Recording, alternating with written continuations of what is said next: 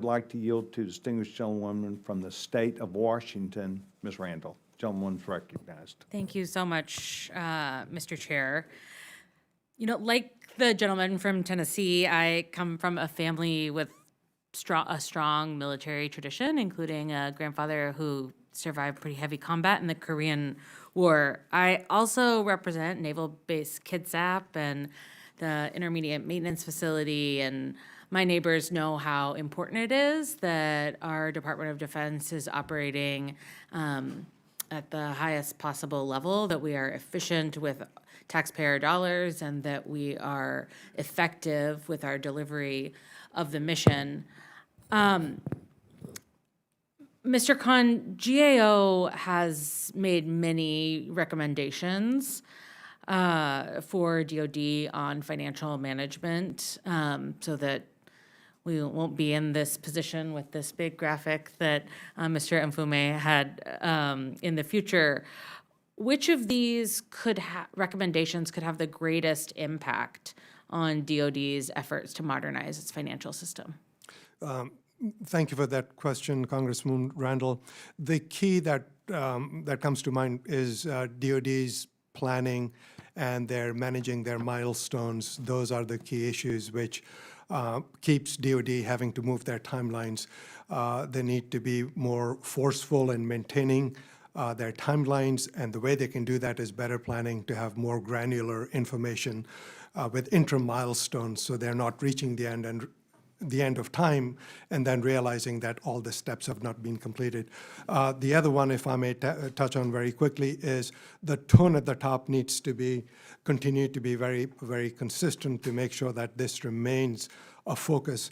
And just like Mr. Mansfield was saying, it has to go through all the levels, not just the top, but actually people who are delivering some of these accounting information, they also have to embrace the similar mindset. Thank you so much. And General Adams, you know, we're very grateful for the Marine Corps' leadership in, you know, leading the branch through a successful audit. What lessons from the Marine Corps' work can we learn and apply to DoD more broadly, so that we can help DoD and the Navy and other service lines achieve a clean audit by 2028? Yes, ma'am. I want to echo my fellow witnesses' comment there at the end about tone at the top. I will tell you, on the 8th of November, 2019, General Berger, who was the commandant at the time, put a memo out to the force, all commanding generals, all commanding officers, all the way down to the lowest level, lowest echelon of command, saying, audit is important. It's important because we need to know what we have, in what condition it is, how much money we have been given by the taxpayers to spend on warfighting capability, and accountability for every single penny. And so that tone from the top is actually what drove us to success. And I think I see that happening in the Department of the Navy with the current acting CNO, starting the tone at the top with the Navy. And I'm very excited about their opportunity to be the next one out of the gate with regards to a clean and unmodified opinion. And I would say, just to echo another part of what my fellow witness said, was he said planning milestones. I equate that to accountability. And that was the Marine Corps' critical way of getting to the clean opinion, is it wasn't just the tone at the top, it was holding people accountable at all levels of command on a monthly basis by the Assistant Commandant of the Marine Corps in a public forum as to the achievement of the milestones that were on the plan. And so we continue that to this day. And again, I see that reflected in the Navy as they go on their audit journey and track towards a clean opinion here in the future. Thank you so much, General. And we're talking about this audit and as an important way that we steward taxpayer dollars, but what ways has the Marine Corps' recent success in financial management translated into increased mission readiness?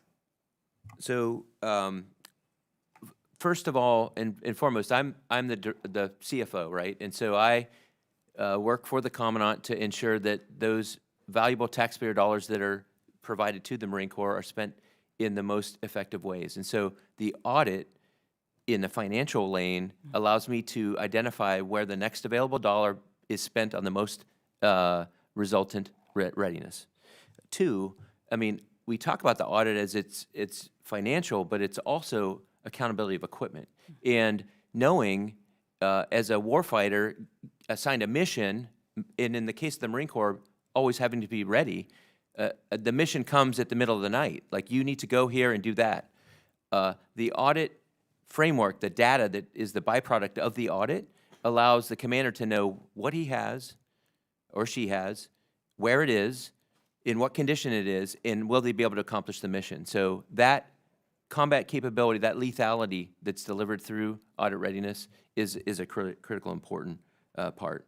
It's also been able to allow us to identify very clearly how much equipment actually costs. And in the past, you maybe know what was programmed for the piece of equipment, but in reality, once the equipment is delivered and then it's enhanced and you put all the special systems on it, the actual true cost of equipment is known.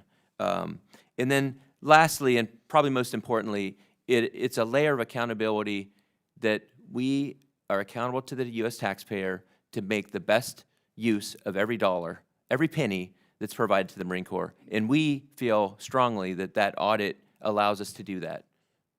Thank you. Thank you so much, Mr. Chair. I yield back.